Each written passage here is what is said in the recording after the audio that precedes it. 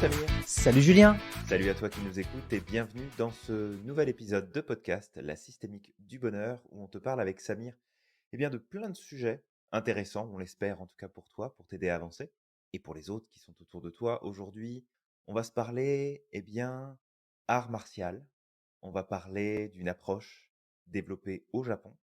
Samir, on parle d'aïkido.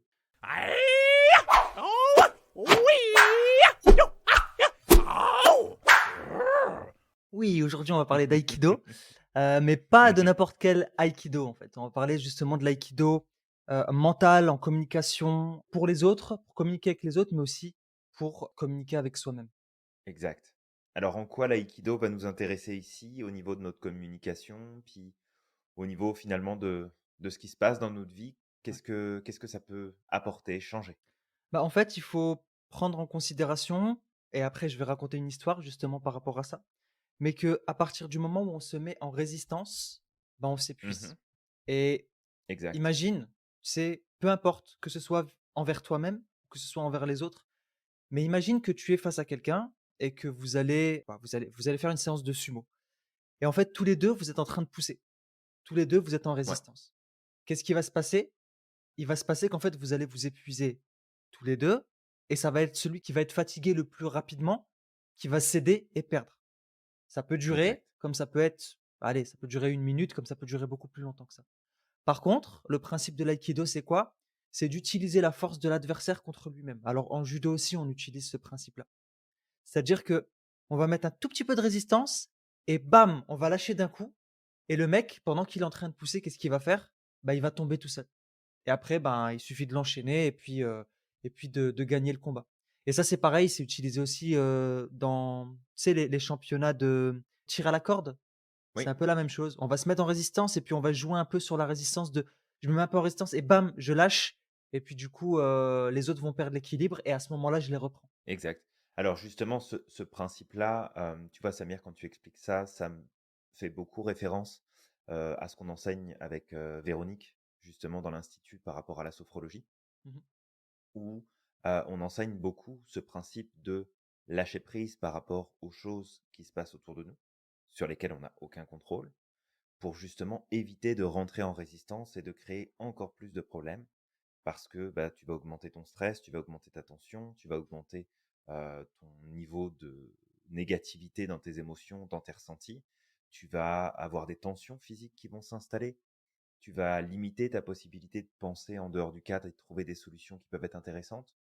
Donc souvent, on utilise cette image durant le cours de sophro sur la rivière, Ouais. l'eau qui va couler. Et au cours du chemin, tu sais, dans le lit de la rivière, peut y avoir des rochers, peut y avoir des virages assez importants, il peut y avoir des contraintes pour que, par rapport à l'eau qui s'écoule. Et ce que fait l'eau, bah, c'est qu'elle contourne, elle passe au-dessus, elle passe en dessous, elle trouve un chemin, mais ne se met pas en résistance. Mmh Elle mh. n'est pas en train de dire: «Vas-y, pousse-toi, là, je veux passer».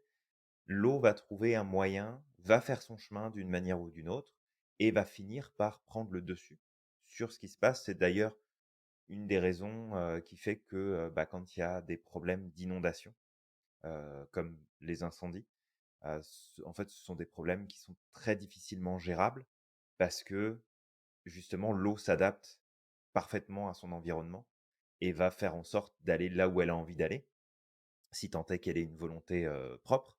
Mais en tout cas, elle ira là où, la force la dirige, sans tenir compte, en fait, de ce qui se passe autour et sans résister, justement.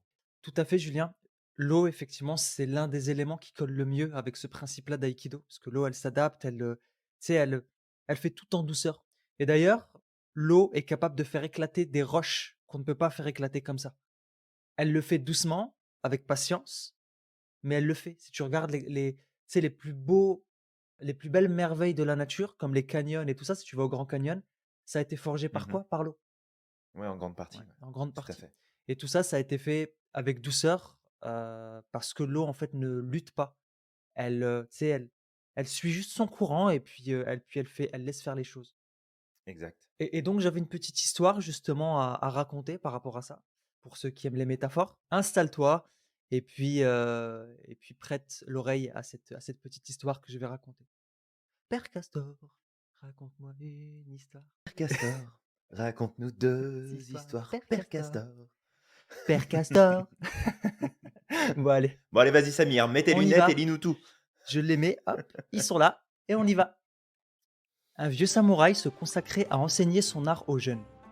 Réputé pour sa sagesse, on murmurait qu'il était capable de battre n'importe quel adversaire.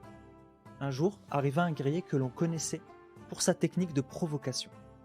Il attendait que son adversaire fasse le premier mouvement et, doué d'une intelligence rare pour profiter des erreurs de l'autre, il contre-attaquait avec la rapidité de l'éclair.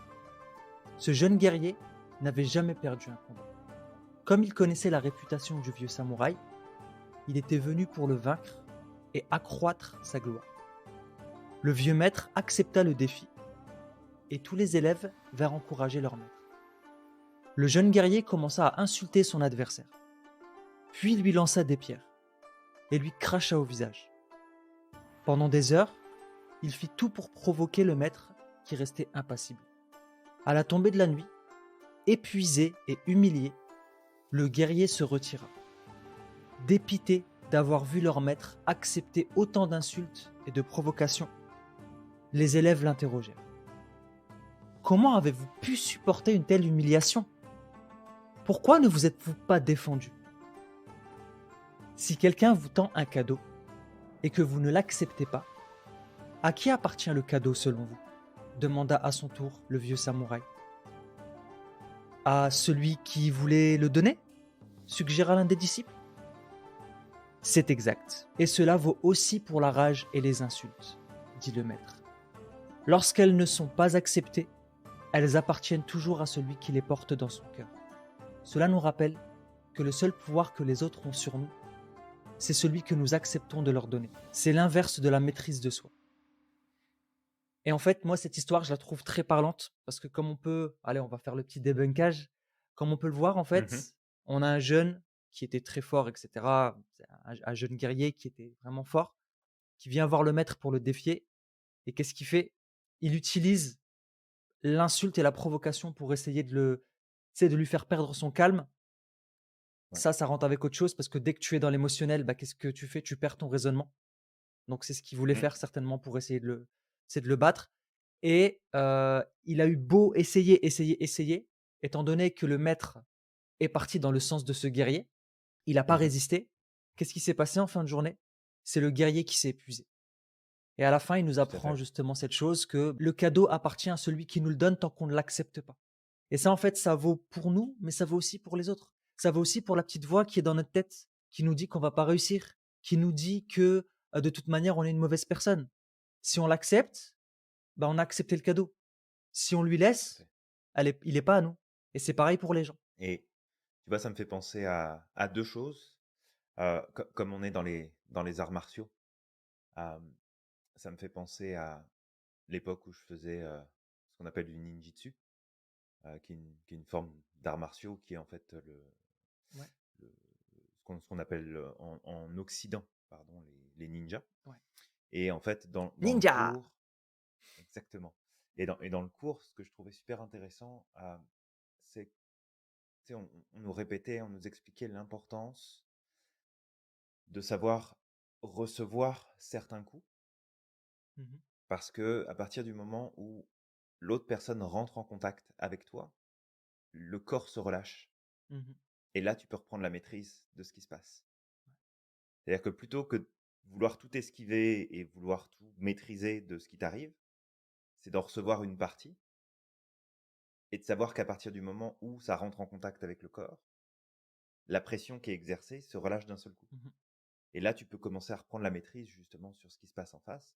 Et c'est aussi, bah, tu sais, quand on parle des conflits, du coup, c'est le deuxième point, mais quand on parle des conflits, c'est la même chose. C'est-à-dire que s'il y a quelqu'un qui vient t'insulter, te critiquer, te juger, ou que toi, tu essayes de te respecter plus et de commencer à dire non aux gens qui t'entourent, bah, probablement que tu vas devoir faire face à, alors pas nécessairement des injures en tant que telles, mais au moins des résistances de la part de la personne qui s'attendait peut-être à ce que tu dises oui comme d'habitude Mmh.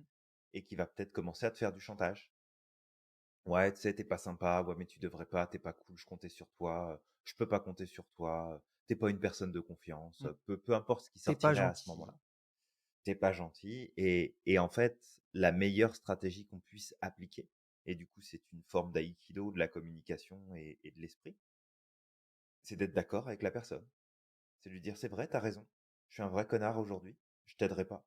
D'habitude, je suis gentil, mais aujourd'hui, je suis un vrai connard. C'est que c'est comme ça». Et en fait, quand tu fais ça, tu coupes l'herbe sous le pied de la personne. Mmh. Parce qu'elle a plus d'arguments. Elle peut pas tu sais, le combat, il y en a pas, puisque tu veux pas rentrer dans le jeu. Ouais. Donc tu répètes effectivement les termes que l'autre va utiliser. Tu sais, si l'autre te dit: «Ouais, ben, en fait, on peut pas te faire confiance», tu dis: «C'est vrai, d'habitude, tu peux me faire confiance, mais pas aujourd'hui. Aujourd'hui, je suis pas une personne de confiance. Peut-être que je le serai demain, Ouais, mais aujourd'hui, je le suis pas». exact. Et automatiquement, toi, ça va te permettre de pas prendre ce «cadeau» entre guillemets, comme tu donnais dans l'histoire et ça en et en fait, ça enlève tout le pouvoir à l'autre d'essayer de prendre le dessus sur toi parce que en fait, tu lui donnes raison. C'est qu'il y a plus besoin d'argumenter. Il a plus besoin La personne n'a plus besoin de te dire le pourquoi du comment du parce que. Son point de vue est juste, puisque tu viens juste de dire que: «Oui, c'est vrai, tu as raison» et ça, c'est super efficace. Exact. Ah ouais, non, c'est hyper puissant. C'est hyper puissant et c'est quelque chose aussi qu'on utilise, en PNL, par exemple, pour les personnes qui sont polarisées. Des fois, on va dans leur sens, on leur donne raison et puis des Complètement. fois, ce qui est drôle, c'est que quand tu leur donnes raison, ils vont eux-mêmes en polarité de leur propre polarité. Ils vont dire: «Oh non, mais finalement, en fait, Oui, non, je suis pas d'accord, ouais, mais tu viens juste dire que tu étais d'accord». Enfin, tu disais le contraire et ouais. heu et ça, c'est hyper puissant. Les communicants aussi, par exemple, les tu sais, les entreprises et cetera, dans tout ce qui est gestion de crise, quand il y a un problème, Ouais. nier le problème, c'est ce qui va causer ta perte. C'est-à-dire que, tu sais, si tu es mouillé dans un scandale, si tu as fait une bêtise et que ça éclate, par exemple dans les Mmh. médias, ben, nier, déjà ça va t'épuiser, mais en plus, ça va donner encore plus de force aux médias d'aller creuser, aux reporters ou aux journalistes d'aller creuser et ils vont encore déterrer des choses que tu ne t'attendais pas. Ils Ouais. vont déterrer encore beaucoup plus de choses. Alors très souvent, en fait, les communicants pour de la gestion de crise, bah, ce qu'ils vont faire, c'est qu'ils vont venir, ils vont, tu sais, faire, une déclaration et puis à ce moment-là, Mmh. ils vont, effectivement, ils vont parler de ce qu'ils ont fait. «J'ai fait ça, effectivement, je le regrette», et à partir du moment où tu as dit les choses, c'est terminé et ça me rappelle une autre histoire, une actrice qui Mmh. aurait été hackée. Tu sais, on l'avait hackée, puis on a récupéré des photos sur son téléphone portable d'elle, très peu vêtue Mmh. et donc on a voulu la faire chanter et en gros, c'était, soit tu nous donnes des millions de dollars, tu vois? Soit on va Mmh. révéler les photos. Donc en fait, elle s'était dit quoi? Elle s'était dit: «Bon, je vais leur donner des millions de dollars, qu'est-ce qui me dit qu'après ils vont pas les révéler?» Donc en fait, je Ah vais oui, tout faire à quoi? fait. Je vais les révéler moi-même les photos et elle a fait, bah, Mmh. elle a coupé l'herbe sous le pied de ces des hackers et ils pouvaient plus rien en faire C'est parfait. et ça, en fait, c'est vraiment quelque chose, il faut vraiment de savoir que tant que tu es en lutte, ça va pas. On en parle aussi avec les ombres, pareil en PNL. Oui, c'est ça, on a exactement ce principe-là, que tu dis Samir sur les ombres. C'est que les ombres qu'on a en nous, c'est des choses que l'on cache au reste du monde parce qu'on porte nous-mêmes un jugement qui est négatif dessus. On a une vision, de nous-mêmes, de nos actes, de nos décisions, de nos choix, de nos résultats, qui ne nous convient pas et le problème, c'est que plus on est en résistance avec ça et plus ces ombres-là nous contrôlent et nous poussent à agir, à penser, à réagir, à décider, à faire des choses qui ne seront pas forcément alignées avec qui nous sommes et le meilleur moyen de pouvoir libérer cette pression-là, bah, c'est tout simplement de les mettre en lumière. Alors on l'a fait, avec, le groupe de coaching de 7 jours. On le fait régulièrement dans les groupes de coaching, Mmh. quand on accompagne du monde. C'est aussi un point qu'on aborde beaucoup dans, les formations, justement en coaching, en accompagnement, pour comprendre que, de toute façon, toute résistance qu'on va mettre va créer de la persistance. Mmh. Il faut vraiment associer les 2 mots ensemble. Résistance égale persistance. Donc plus tu résistes à une situation, un problème, une difficulté, quelque chose qui doit se passer ou qui est en train de se passer et plus ça va être compliqué, plus ça va prendre du temps, plus ça va prendre des proportions. Donc résistance égale persistance. Si tu veux que ça avance, bah, faut que tu lâches prise et faut que, idéalement, tu suives le courant et qu'ensuite tu décides de là où tu t'en vas Ouais. à ce moment-là. Ah, j'aime bien l'image du courant justement parce que c'est ça, on le dit souvent, mais le meilleur moyen quand tu es en train de nager et que tu t'es attiré par le courant, c'est Ouais, de suivre le courant et après de trouver une voie pour sortir. Si tu vas à contre-courant, qu'est-ce qui se passe? Tu vas t'épuiser et tu vas finir par couler.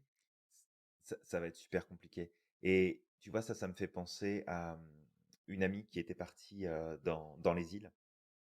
Et en fait, là où elle avait été en vacances, il y avait des changements de couleur dans l'eau, Mmh. puis c'était magnifique. Et en fait, un des locaux lui avait expliqué qu'il ne fallait surtout pas qu'elle aille se baigner dans cette partie-là, parce que c'était beaucoup trop dangereux. Et qu'en fait, les courants étaient tellement forts que ça créait justement ces nuances de couleurs, et que si jamais elle rentrait dans le couloir du courant, si jamais ça arrivait, pour une raison ou pour une autre, il lui avait expliqué que surtout, elle n'essaye jamais de revenir sur le rivage, elle se laisse porter par le courant, même si ça l'emmène un peu plus loin. Une fois que ça commence à se calmer, là, elle se décale, et dans ce cas-là, elle prend le courant inverse pour revenir sur le rivage. Mmh. Exact. Et qu'en fait, il y a énormément de monde tous les ans qui, justement, sur ces îles-là, mais aussi à travers le monde, hein, parce que c'est pas qu'à cet endroit où elle était, qui se noient tous les ans parce qu'ils se disent l'eau elle est belle, c'est superbe, on va aller se baigner, en plus l'eau elle est chaude, etc. Et en fait, se retrouvent pris par le courant et par la panique, essayent de nager à contre-courant pour retrouver la plage, et du coup se noient d'épuisement, parce qu'ils sont en résistance plutôt que se laisser porter, quitte à vraiment être pas mal plus loin, et ensuite pouvoir revenir en faisant le détour. Totalement. Il y a un truc qui vient de popper dans mon esprit aussi, parce que tu parlais des arts martiaux et hem et c'est vrai que ça, c'est une philosophie des arts martiaux. De lâcher prise pour avoir accès à ton plein potentiel, aussi bien, bah, tu sais, j'ai fait du karaté, j'avais fait du taekwondo et j'ai fait aussi de la capoeira, mais ça, c'était Ouais. il y a un moment, j'avais 20 ans quand j'avais fait, de la capoeira et dans la capoeira, en fait, c'était c'est un mix entre un art martial et une danse. Les esclaves qui étaient sur le continent américain et qui étaient utilisés, en gros, pour l'exploitation du coton, il me semble, bah, pour apprendre à se battre et pouvoir se rebeller contre leur maître. Bah, ce qu'ils avaient fait, c'est qu'ils avaient mis en place cet art martial, la capoeira, qui ressemblait à une danse. Donc en fait, ils s'entraînaient de cette manière-là en chantant et puis, tu sais, avec des gestes, assez beau à voir Mhm. et du coup leur maître, j'aime pas ce mot, mais je l'utilise parce que bon, c'est comme ça qu'on les appelait. Leur maître en fait pensait qu'ils étaient juste en train de danser. Mais en vrai, ils étaient en train d'apprendre à se battre À se battre. et en fait dans la capoeira, il y a pas de contact. On a l'impression que c'est une chorégraphie. Mais pourquoi est-ce que c'est aussi beau et qu'on a l'impression que c'est une chorégraphie? Parce qu'on apprend à suivre l'autre. Si jamais tu vas en opposition ou en résistance, tu vas te Ça prendre un va te faire coup mal. et je peux dire en plus les coups de capoeira, ça fait très mal, c'est avec le talon très souvent, c'est tu sais, ça peut Mm. être vraiment douloureux et en fait, ce que tu fais, c'est que tu vas suivre l'autre dans son mouvement et puis dès que tu Ouais. peux, tu sais, tu trouves la petite faille, hop, c'est à ton tour de contrebalancer le combat en quelque sorte, on appelle ça la roda et en fait, c'est à toi de repartir et de leader, en fait, le mouvement et ça, en fait, c'est quelque chose qui est très présent et ça me rappelle justement, quand je dis que ça pop, je sais qu'il y a Mhm. certains de nos élèves qui sont fans de Dragon Ball, un peu comme moi. Ça me rappelle le Migate no Gokui, l'Ultra Instinct et ça ressemble Mhm. vraiment à ça. C'est-à-dire qu'en fait, c'est l'évolution finale, en fait, de Sangoku et il ne Mhm. peut l'atteindre qu'à partir du moment où il est dans un état de relaxation totale. Pas de colère, pas de c'est pas Ouais. d'émotions négatives, c'est vraiment un lâcher prise et à partir du moment où il est dans ce lâcher prise, bah, il a cette capacité, bah, d'esquive, de pouvoir, tu sais, se laisser aller. C'est un peu comme si son corps, il faisait les choses, tout seul et c'est ce qu'on apprend en réalité dans les arts Ouais. martiaux parce qu'on apprend à faire les coups 1000 fois, 10 000 fois, on les répète jusqu'au moment où, en fait, c'est le corps qui va se défendre tout seul. C'est le corps qui va esquiver tout seul. On ne réfléchit plus. Ouais. Et très souvent, quand on cherche à réfléchir, c'est là qu'on se prend le coup, en fait. Exact. Bah, ça ralentit le process. On passe du coup par le cerf-volant, comme on dit. Et du coup, bah, ça ralentit les réactions et le processus. Donc, ça fait beaucoup de sens. Mm. Fait que peut-être toi qui nous écoutes là à cet instant, tu pourrais prendre le temps de regarder ce qui se passe dans ta vie, dans ta situation actuelle. Peut-être, je sais pas, dans ton couple, dans ton travail, dans tes finances, ta santé, peu importe. et peut-être de prendre le temps de te poser la question, est-ce que je suis en résistance ou est-ce que je suis le mouvement et je m'adapte dans ce mouvement-là? Et souvent, l'image que je prends, c'est l'image du voilier. Mmh.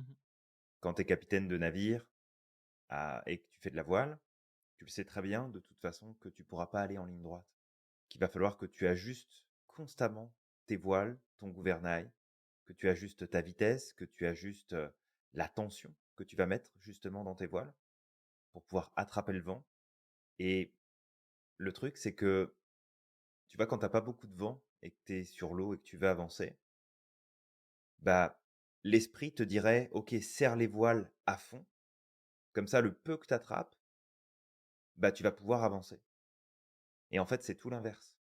Moins il y a de vent, moins tu vas serrer ta voile, parce que sinon, ça crée une zone qui est beaucoup trop en résistance et tu vas rester sur place, tu vas pas avancer. Fait que c'est vraiment ce côté adaptation, de comprendre que tu veux aller à un endroit, tu veux vivre un résultat, tu veux obtenir quelque chose où il y a quelque chose qui se passe qui te convient pas. Plus tu vas créer de la tension, moins ça va fonctionner. Plus tu vas te mettre en résistance et moins tu vas pouvoir aller vite. Le skipper qui va aller le plus vite, c'est celui qui va être en mesure de mieux attraper le vent, de mieux utiliser les courants et de réagir pour s'ajuster, pour dire OK, là le vent il est en train de tourner, hop, on bouge la voile, on bouge le gouvernail et on part dans une direction différente, toujours en gardant à l'esprit, je veux aller vers ce point-là.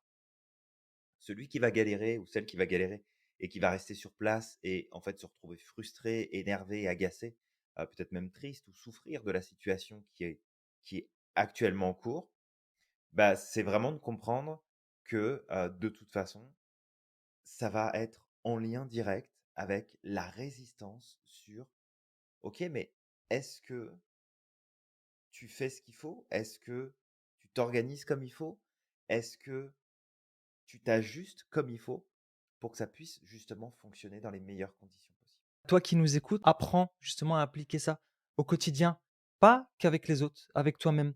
Mais pour donner un exemple avec les autres, je me rappelle d'un gars, que je connais qui était en recherche d'emploi et tu sais, il est parti à son entretien d'embauche et il a été juste honnête, en fait. Il est arrivé, il disait: «Bon, vous savez, en fait, c'est mon premier entretien d'embauche, j'ai jamais fait ça, je sais pas comment ça va se passer, donc je m'excuse d'avance, hein, si, jamais, tu sais, je réponds pas, aux attentes, au niveau de l'entretien d'embauche».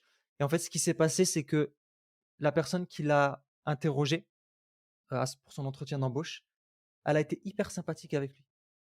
Parce que justement, tu sais, tu arrivé, il est pas parti en résistance. Il est parti dans le sens: «Bah, écoute, je sais que j'ai jamais fait d'entretien d'embauche, c'est assez compliqué. Donc, bah, en fait, moi, je vais juste suivre le courant, je vais y aller, je vais lui dire et on verra bien ce que ça va donner».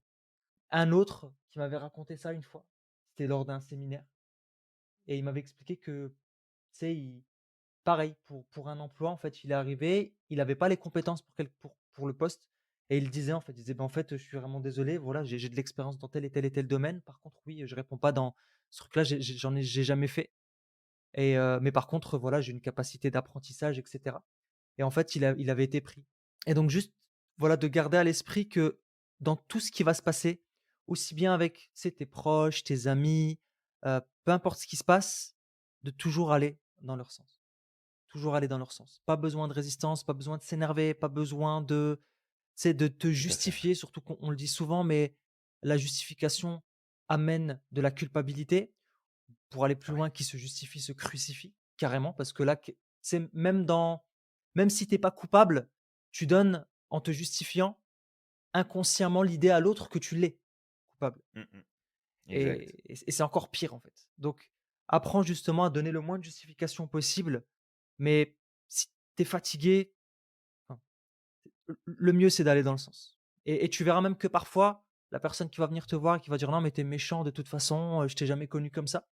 C'est de lui dire: «Bah, oui, c'est vrai que effectivement d'habitude, je suis hyper gentil, mais là, là, vraiment, C'est je suis ça, hyper ouais. méchant. C'est même carrément affreux, hein».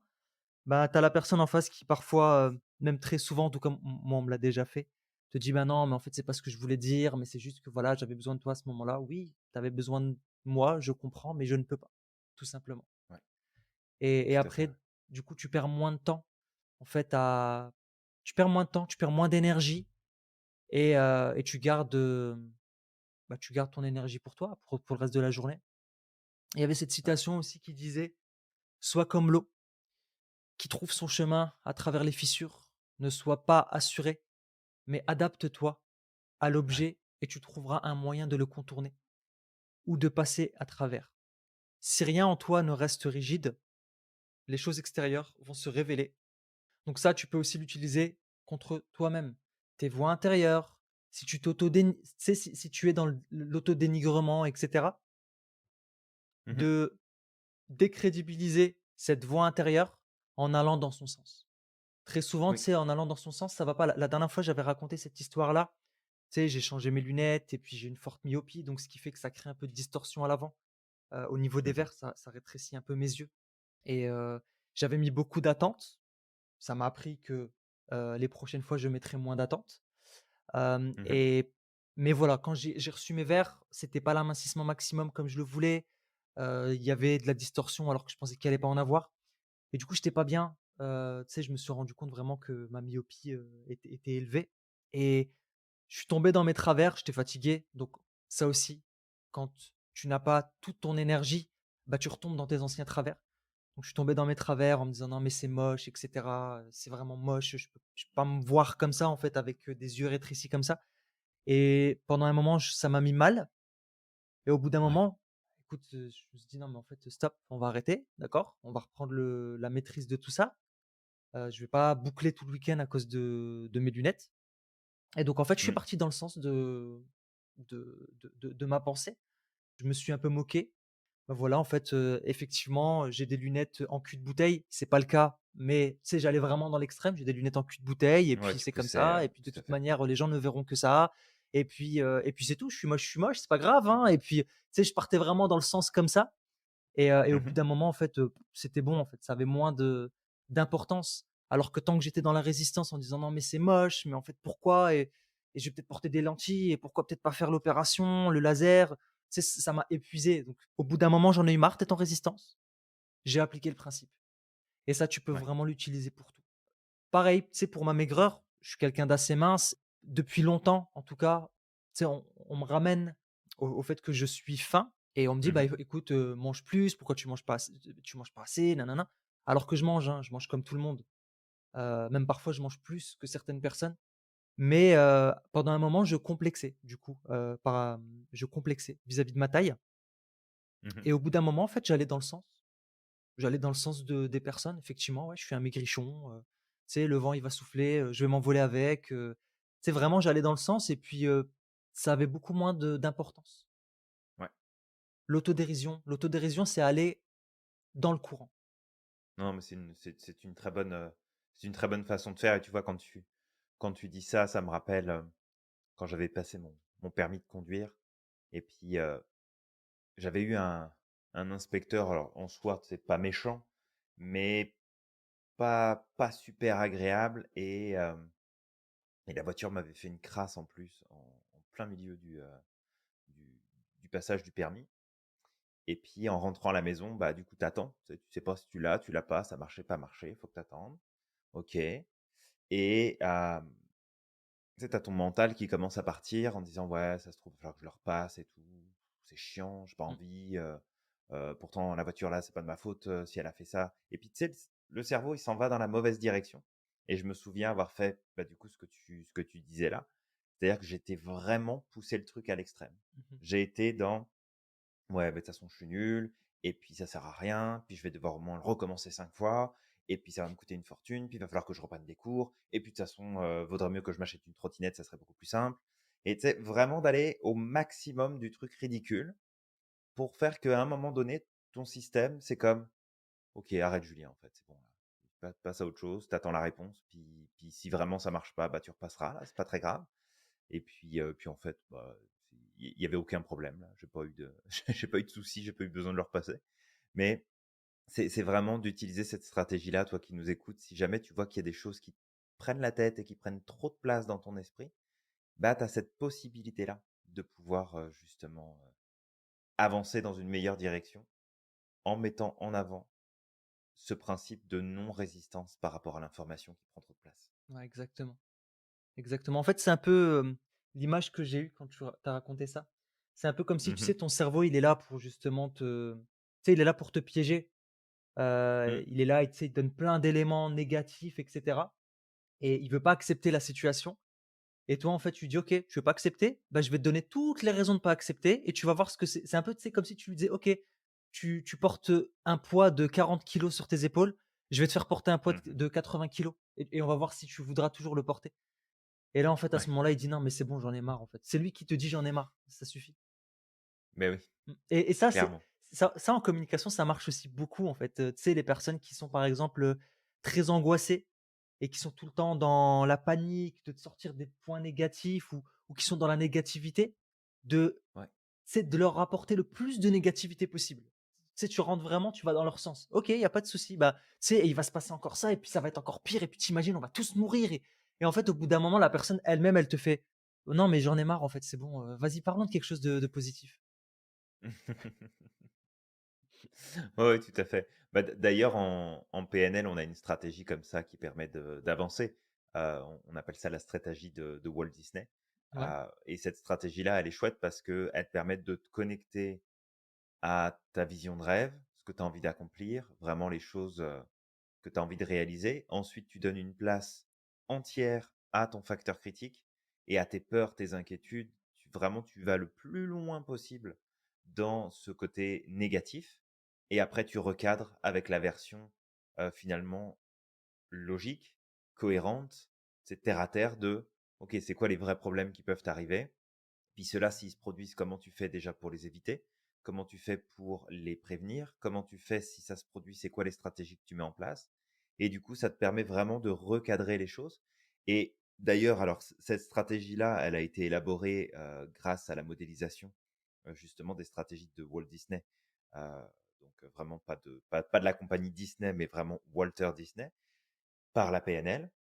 Et ça a été reconfirmé par la science il n'y a pas si longtemps que ça, grâce aux travaux, entre autres, de Martin Seligman sur la psychologie positive avec l'approche scientifique, pas l'approche philosophique, hein, vraiment l'approche scientifique. Et on se rend compte, tout simplement, que une personne qui va aller au bout de son inquiétude et qui va exprimer le maximum de ce qu'elle peut vraiment imaginer de pire, se retrouve à un moment donné à faire la transition vers bon, en fait, là, je vais peut-être un peu loin. OK, en fait, tout ce que j'ai dit là, ça arrivera probablement pas et la pression redescend. Et Mmh. c'est ce qui nous fait souffrir, c'est cette résistance à ce qui peut se passer, alors que si tu suis le mouvement, objectivement, que tu restes assis sur ton canapé pendant 5 heures, ou 10 ou que ça dure plusieurs semaines, à te mettre en panique intérieurement, à laisser le truc boucler et à résister, ou prendre une bonne heure ou 2 heures s'il faut, prendre de quoi écrire et noter tout ce qui pourrait se passer de pire de ce que tu as dans ta tête et vider ta tête, honnêtement, prendre 2 heures pour écrire, ça sera beaucoup plus constructif que de résister pendant les 3 prochaines semaines. Mmh. Parce qu'une fois que tu l'auras fait, tu vas pouvoir lâcher prise là-dessus et commencer à réfléchir de façon plus intelligente et plus cadrée, parce qu'on en est tous capables, et ainsi trouver de réelles solutions et ajuster ton, ta manière de faire, ta manière de procéder, justement grâce à résiste pas à ce qui est en train d'arriver, prends, exprime-le, vis-le. Et une dernière chose peut-être qui me vient là comme ça en tête, c'est quand je suivais ma formation de sophrologue, c'était pendant ma première année. Et je me souviens, c'était la fin de la semaine, c'était un vendredi. Et je devais repasser rapidement à mon appart pour prendre des affaires parce que je partais en week-end avec des amis.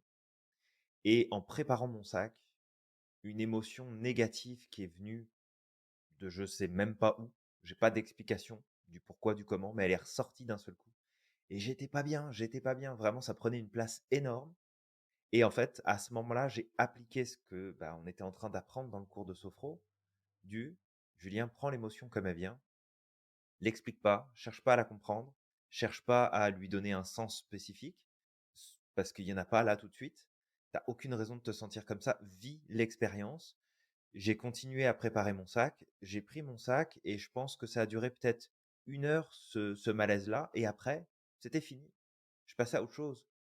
Mais j'aurais pu faire tout l'inverse. Me poser à la maison en me disant: «Ah bah, je devrais peut-être pas y aller, je me sens pas super bien, puis le week-end va être compliqué si j'ai pas le moral et puis, je sais pas pourquoi, c'est peut-être à cause du travail, ah c'est peut-être à cause des cours, ah c'est peut-être à cause de ça, ah puis il s'est passé ce truc-là» et en fait, tu sais, de te mettre en résistance par rapport à: «Je veux pas vivre ce que je suis en train de vivre, puis je veux comprendre pourquoi ça arrive» et puis, bah, résistance égale persistance, ça aurait été l'enfer. Alors que là, juste en disant: «OK, prends, c'est pas agréable, mais continue de faire ce que tu as à faire, vis ce que tu as à vivre» puis c'est ça, de mémoire, alors après ça remonte, hein, ça remonte à plus de 15 ans, donc je me souviens plus de tous les détails. Mais le truc, c'est que je sais que c'est passé en l'espace d'une heure à peu près. Le temps de préparer mon sac, de ressortir de l'appart, d'aller prendre le métro, puis commencer à me diriger vers le train pour aller à l'endroit où je devais me rendre. Ça c'était fini là. Ouais, exactement. Et ça, encore une fois, ça repop. Et c'est important de répéter les choses parce que ça permet de l'ancrer à l'intérieur du cerveau. Complètement. Et ça rappelle cette parole d'Épictète, encore une fois, parce que on parle de Mmh. que tu peux utiliser ça dans tes relations, aussi bien avec toi-même qu'avec les autres, mais tu peux aussi l'utiliser, je veux dire, dans ta vie pour lâcher prise. Tout Et à fait. Épictète, encore une fois, nous apprend cette fameuse chose qui est qu'il y a des choses qui dépendent de nous et d'autres pas. Et il faut apprendre à faire la différence entre ce qui dépend de nous. Ce qui dépend de nous, c'est nos Mmh. actions, nos émotions, nos pensées. Ce qui ne dépend pas de nous, c'est les circonstances qui sont à l'extérieur. C'est le Tout à fait. temps, c'est peut-être les catastrophes humanitaires, ce qui peut se passer au bout du monde, les guerres, notre santé. Toutes ces choses-là ne dépendent pas de nous. Donc reconnaître en fait ces 2 éléments et appliquer cette stratégie, ça va énormément Mmh. t'aider. Comme on peut le dire, ce qui dépend de toi, c'est quoi? Tes actions, tes émotions et tes pensées. Si tu lâches pas prise, tu vas être dans quoi? Tu vas avoir des pensées négatives, tu vas avoir des émotions négatives et tes actions, ça va être du bullshit parce que de toute manière, les 3 se sont interconnectés et regarde les sagesses anciennes, c'est ce que j'adore avec les sagesses anciennes. Dans ce que dit Épictète, on a quoi? On a le l'index de computation. Action, Mmh. pensée, émotion. Et et derrière, bah, ce qui dépend pas de nous, les circonstances extérieures, la maladie et cetera, ben, c'est la même chose. Si tu Mmh. l'acceptes pas, tu sais, si tu l'acceptes pas, ça va pas changer les choses, hein. S'il y a une guerre dans le monde, c'est pas Non, parce que tu vas commencer à te mettre dans ton coin: «Ah, je suis pas content, je veux pas». Ça va changer les choses, ça changera rien, en fait. Si tu tombes malade, complètement, tu te mets en résistance, ça va te rendre encore plus malade. S'il y a une certitude, c'est que tu vas encore plus affaiblir tes défenses immunitaires. complètement. Donc le meilleur des moyens, c'est quoi? J'accepte. Ouais. Ça se passe, j'ai pas de pouvoir dessus, je me mets pas en résistance. Je vais dans le sens du courant. Et dernier exemple, on parlait des crises financières, il y a des gens qui ont extra peur des crises financières. Et la dernière fois, tu nous avais Mmh. appris quoi? Que les crises financières, c'est juste l'argent qui change de main. Donc si tu te mets en Ouais. résistance pendant une crise financière, qu'est-ce que tu vas faire? Tu vas t'appauvrir. Par contre, si tu vas dans le sens du courant, bah, tu vas peut-être faire partie de ceux qui vont profiter de la vague pour pouvoir t'enrichir. Ouais, complètement et du coup, je rebondis là-dessus, mais il y a un point commun, chez tous les grands, investisseurs et investisseuses, c'est qu'il y a une règle à suivre, c'est que quand tout le monde est excité à l'idée d'un produit financier, fait partie des personnes qui ne vont pas investir dans ce produit-là. Quand tout le monde est frileux et a peur et est inquiet par rapport à un produit financier, alors ça serait bien d'acheter ce produit-là. Parce que c'est une des règles, en tout cas dans le domaine de la finance en termes de placement boursier et autres, parce que il peut y avoir une crise financière, la bourse, elle continue de tourner. Mmh. Il y a des actions qui vont grimper de fou, puis il y en a d'autres qui vont s'écrouler. Mais quand tout le monde se jette sur des actions, ah, attention, est-ce que c'est une bonne idée d'y aller ou pas? Et en général, c'est rarement une bonne idée. Quand tout le monde est plus frileux, quand tout le monde s'inquiète, peut-être que là, tu as une opportunité qui se présente. Ça ne veut pas dire d'acheter des actions à la con et puis de te ruiner, mais de vraiment observer que toi, c'est les résistances que tu vis à l'intérieur de toi et qu'est-ce que tu fais de ces résistances-là? Est-ce que tu les fais sauter en suivant le courant et en ajustant ta course? Ou est-ce que, tu es en mode full résistance et puis là, bah ça complique pas mal l'aventure. Mmh. Ouais, exactement. Bah, ouais, c'est totalement ça et ça fait le parallèle avec plein de choses, le bitcoin, tu sais, le bitcoin, les gens ne voulaient pas l'accepter au début, ils y croyaient pas et aujourd'hui, il y a des Mmh. gens qui se sont enrichis grâce au bitcoin, Oui, et d'autres crypto-monnaies. Il y a pas que le bitcoin. Il y a aussi la dernière fois, je me rappelle, GameStop.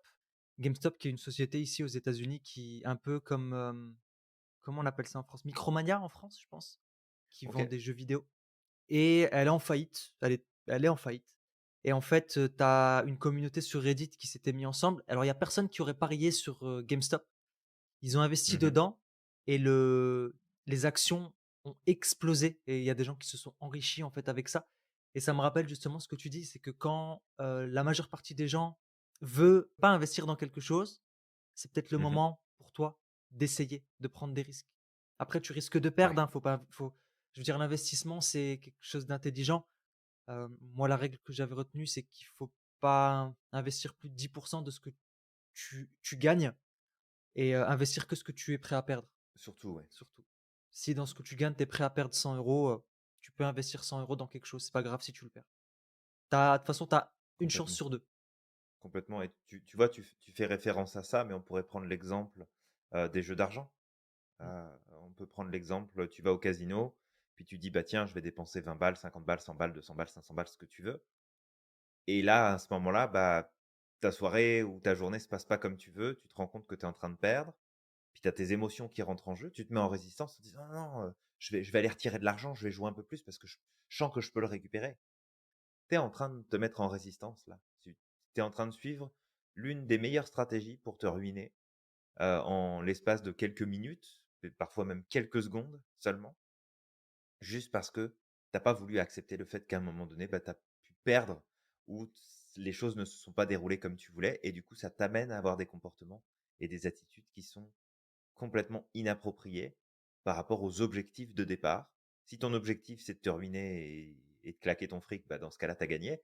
Mais si ton objectif, c'était avant tout de prendre du plaisir, jouer et potentiellement gagner, mais être OK avec le fait de perdre aussi, dans ce cas-là, tu te fais pas embarquer et tu rentres pas dans le processus où, ah bah, en fait, ça pose problème.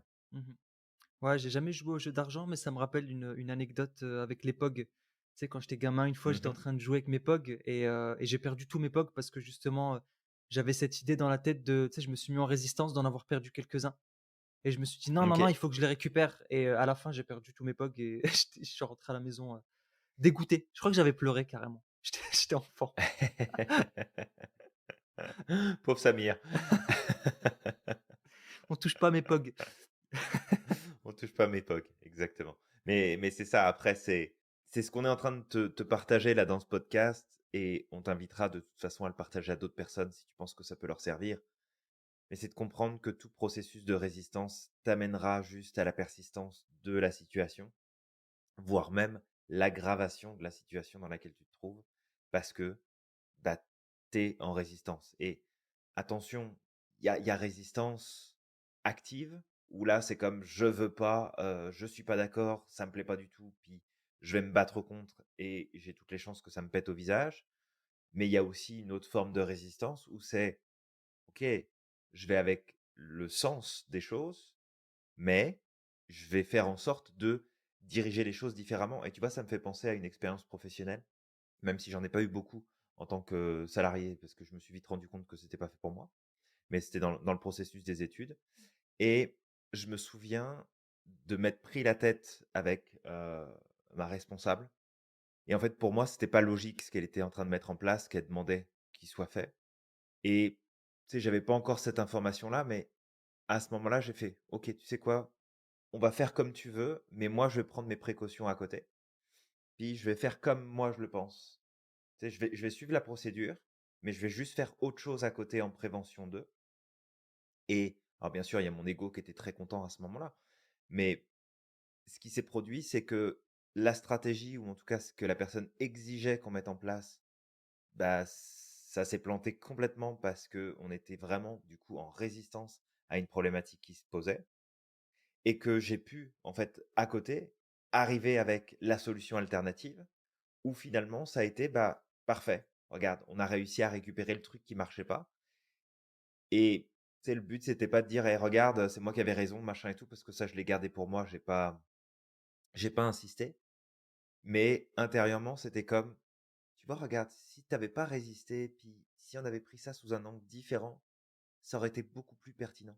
Ça aurait mieux fonctionné, ça aurait apporté des choses plus intéressantes».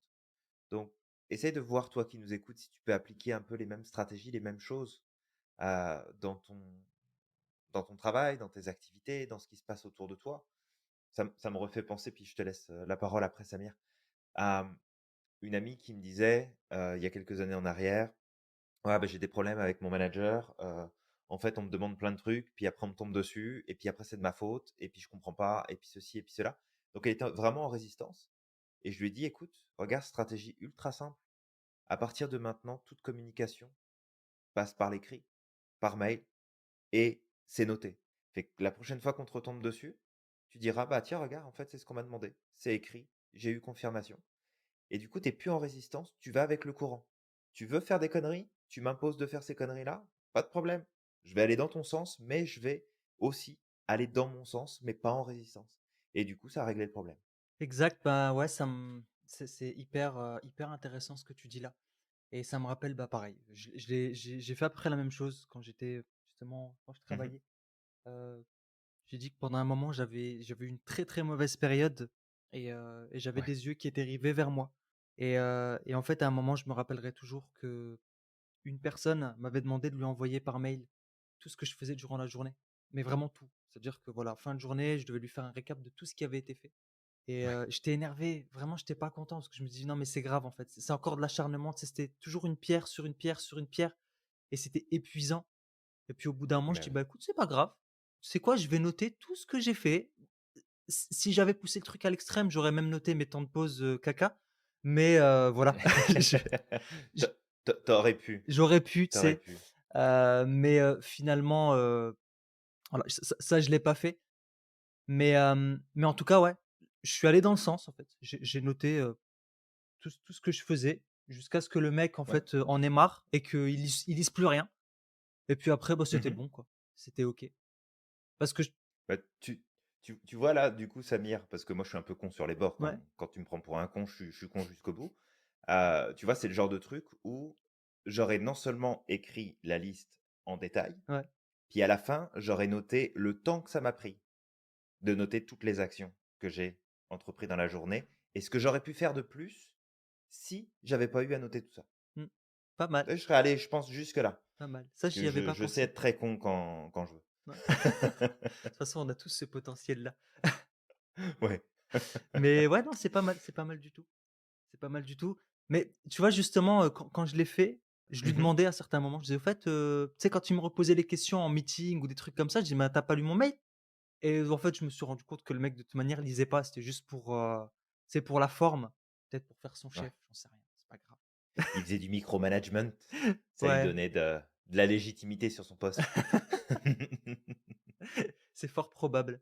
Bon, il avait ses propres qualités aussi, hein, mais sur beaucoup, beaucoup de choses, il vraiment, je peux dire que je sais pas s'il s'en rendait compte, mais c'était pas facile pour moi à ce moment-là parce que toute cette énergie, j'aurais pu le mettre ailleurs. J'aurais pu être beaucoup plus efficace, j'aurais pu être beaucoup plus, mais c'est OK. Ça m'a appris beaucoup, beaucoup de choses. Aujourd'hui, je suis pas Mmh. en par exemple, je suis pas en résistance face à ce qui m'est arrivé. J'étais pas en résistance, au bout d'un moment, j'ai lâché prise. Mais je suis très Mmh. reconnaissant. Ça aussi, le fait de reconnaître qu'il nous est arrivé des choses difficiles, mais de les accepter, c'est aller, dans le sens du courant Ouais. et si c'était à refaire, j'aimerais que ça se passe de la même manière. Parce que ça m'aurait pas mené, où je suis aujourd'hui. Bah, Mais tu c'est sais, sûr. j'avais envie de lui mettre ce petit, dans le mail, «J'ai été coulé un bronze» et puis, avec la faute non, je rigole. Ça je Samir, contiens-toi, contiens-toi. non mais bon, c'est pareil, tu sais, moi quand on me pousse dans mes limites, j'ai envie d'être con aussi. Ah ouais, non, mais je suis le premier à vouloir le faire, donc il y a vraiment aucun problème là-dessus.